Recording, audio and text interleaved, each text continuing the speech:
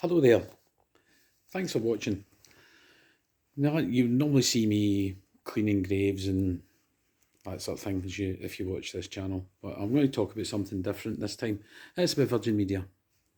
I was a customer of Virgin Media until the 16th of December when I moved home, and I'd told them I was moving home and gave them about 5 or 6 weeks' notice.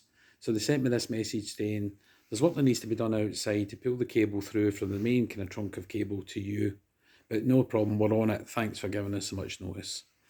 And then when I was moving home on the 15th, moving out of my last home, the 15th of December, I got a text message to say, "Hi, it's Virgin, just to let you know, oh, there's a problem, and we'll see you the 9th of January.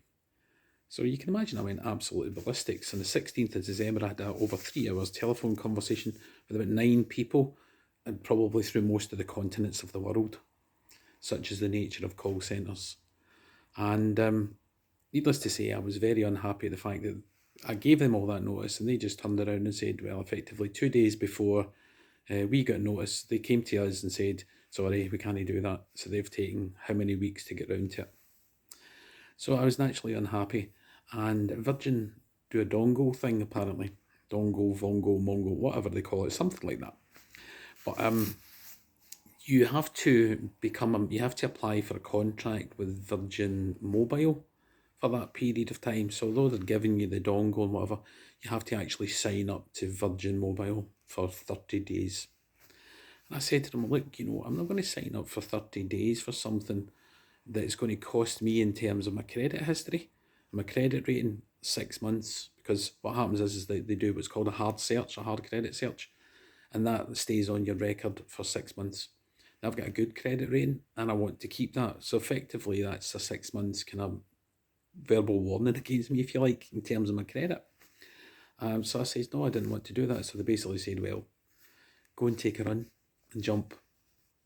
And I said, well, that's not acceptable. It's not acceptable under any circumstances.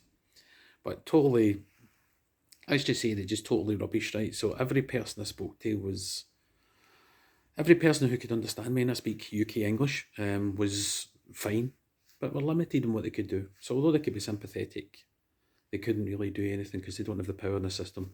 And the managers don't talk to customers. No, they don't talk to customers. Don't talk to punters. Oh, no. So my £50 a month contract for Virgin Media, which, by the way, is a hell of a lot more than I should be paying, I told them yesterday just to stuff it, not having it. And it's like, yeah, whatever, don't care. Your 50 quid's nothing to us.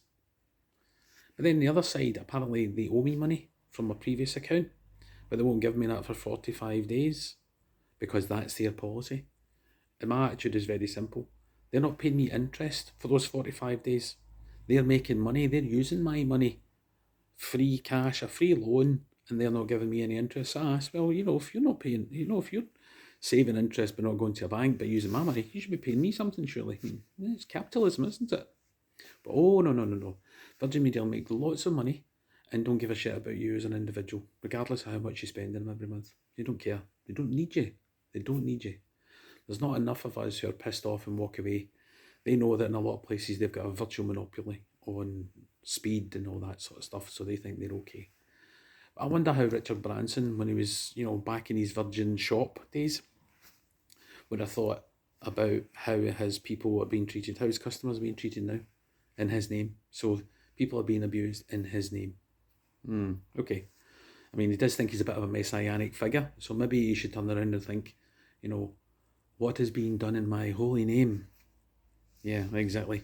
So essentially, here it is. So I'm now down to another rival. Their speed's pretty rubbish in comparison, but hey ho, that's how it goes. But Virgin are doing it to other people as well. A colleague of mine wrote them a letter with 10 questions in it, asking them specific reasons for the way they've behaved, not provided the service, and they've not responded to them.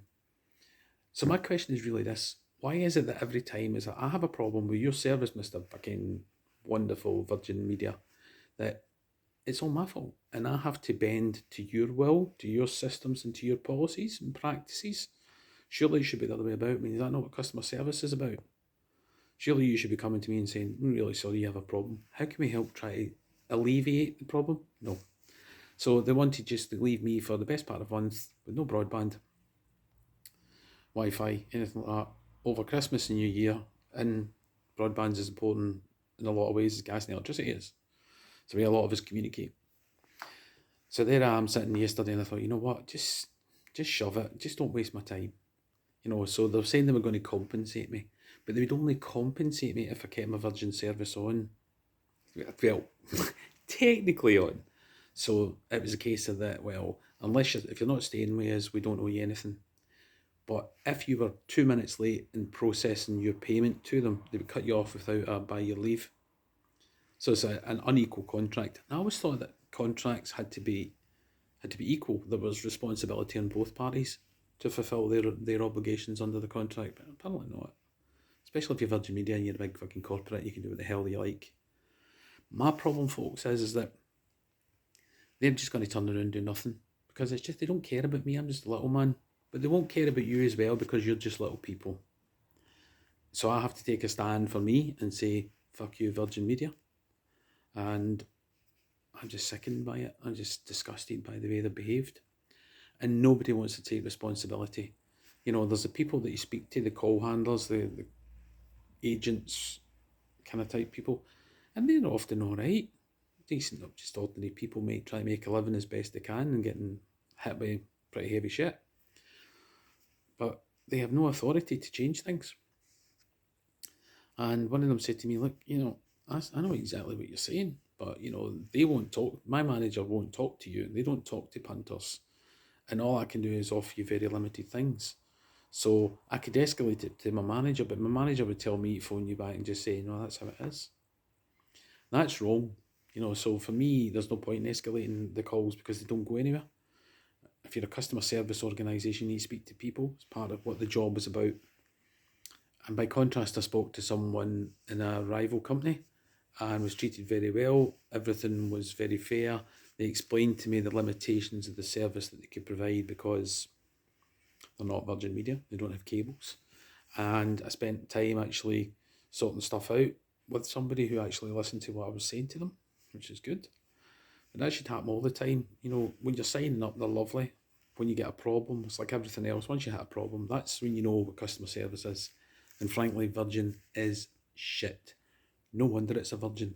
Nobody would ride it if they had to. No, even if they had a gun at their head. Sorry.